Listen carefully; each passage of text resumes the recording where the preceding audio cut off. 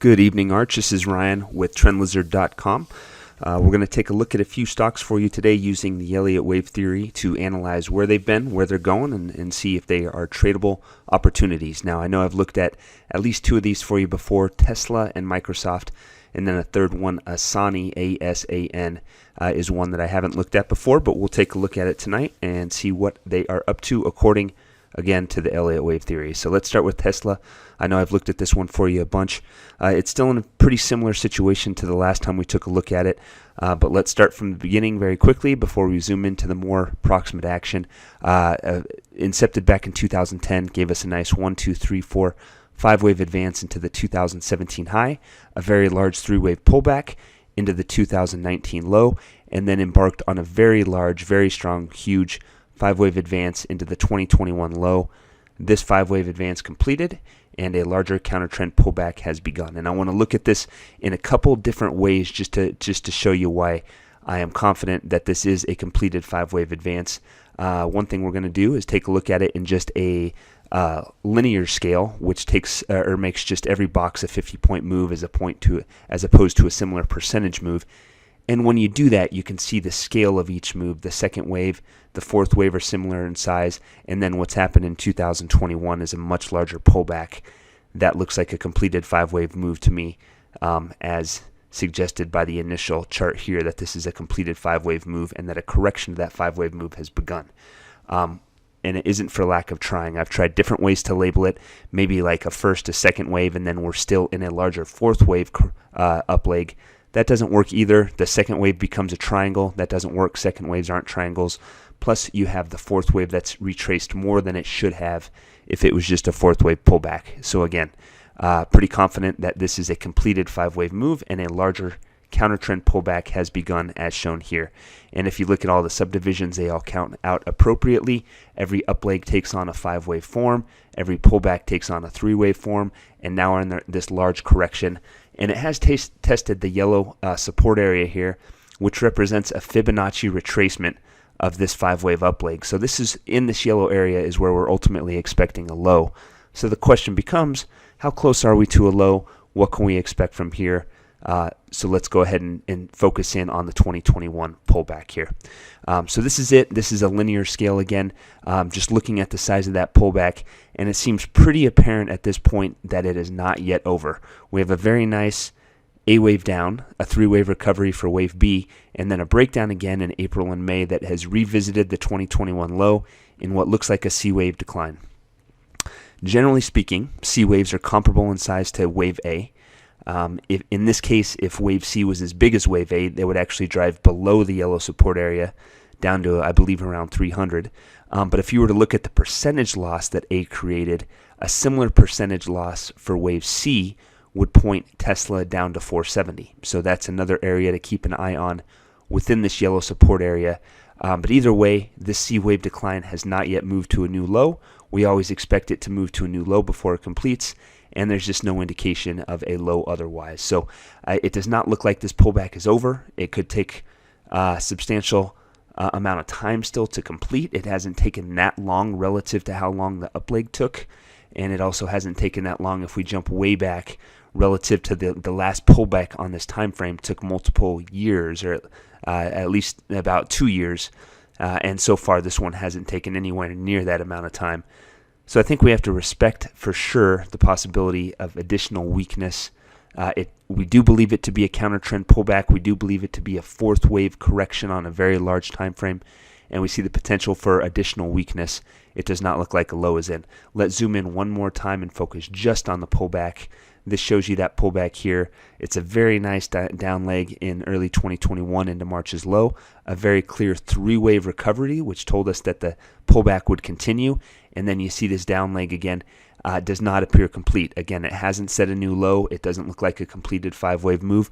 All these things point to lower levels on Tesla before the 2021 pullback completes.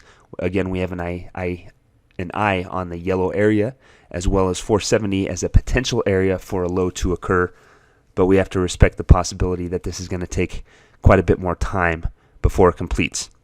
But once it does start showing some life, you better believe we'll be interested in trading it, and that's something that we will most certainly discuss at that time, Arch.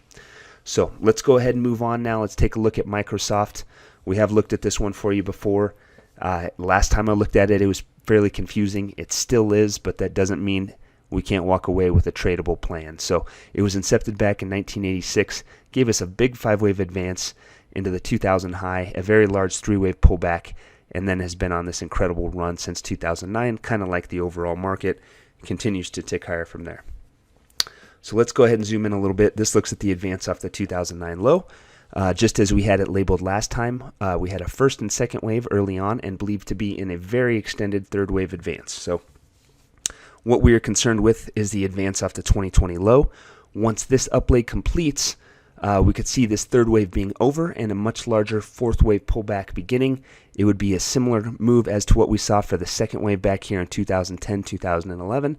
So when it happens, there's the potential for a pullback that lasts over a year, potentially 2 years like this one did. So it's a big thing. So again, we need to see when this up leg off the 2020 low is going to complete to understand when that larger, potentially multi-year pullback will begin. So let's look at a little bit closer at that 2020 low here. So we know when this move completes, it should have taken on a 5-wave form, because that's what happens when you have trendy upside moves. Every trendy leg in the direction of the trend plays out in 5 waves. So it makes sense that this advance up to 2020 low would also take on a 5-wave move. So it was simple enough off of March's low. We got a really nice 5-wave move and a 3-wave pullback, suggesting additional strength and the formation of a larger 5-wave move. Since that low was recorded in October, things have been much more difficult to label. We've had up moves, choppy pullbacks, all that. We've had a lot of overlap within the pattern. You can see how this high here was overlapped by this low. Same thing with this high, overlapped by this low. Makes it very difficult to label this action here. And again, certainly not for a lack of trying. You could try labeling it as a triangle, but we know second waves cannot be triangles. Only fourth waves and B waves play out as triangles. So that doesn't work. Let's try again. We can try labeling it as a first and second wave with a series of first and second waves as a much larger move is forming to the upside. Generally speaking, this is not, the labelings like this don't prove to be correct, so it's kind of tough to buy into this one. So let's try again. Maybe all of this choppy action is one big counter trend, second wave pullback. That's a possibility, not beautiful. End of the day, there's no way we're going to have absolute confidence on how to label this kind of funkier price action that's happened. And this isn't specific just to Microsoft. We see the same thing quite a bit across the market. A lot of funky action in 2021, late 2020, hard to label. But at the end of the day, the trend is up, and the burden of proof is on the sellers. And that means until it does something wrong, higher prices have to be expected. So in a simplistic form here, we have a nice clean 5-wave move, a 3-wave pullback, and then whatever this is. As long as it stays above 223, which would be a 61.8% retracement of this up leg right here, we can be bullish. Doesn't mean we know what this is, but we can be bullish because it's done nothing wrong. So we're bullish on Microsoft against 223. If it moves below 223, it opens the door to a much larger pullback.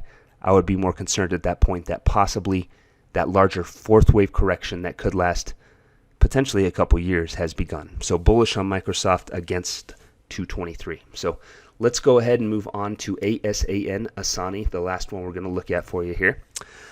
This is it. It's a new guy. It was incepted at the start of October in 2020, so it only has a few months or a handful of months of data for us to work with.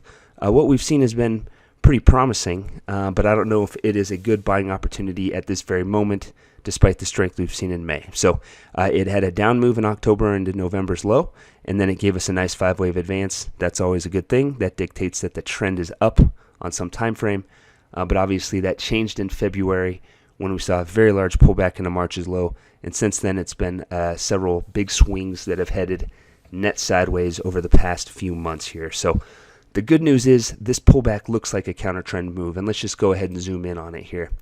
The down leg off of February's high, and this is the, as you can see, the all-time high that's been set on Asana.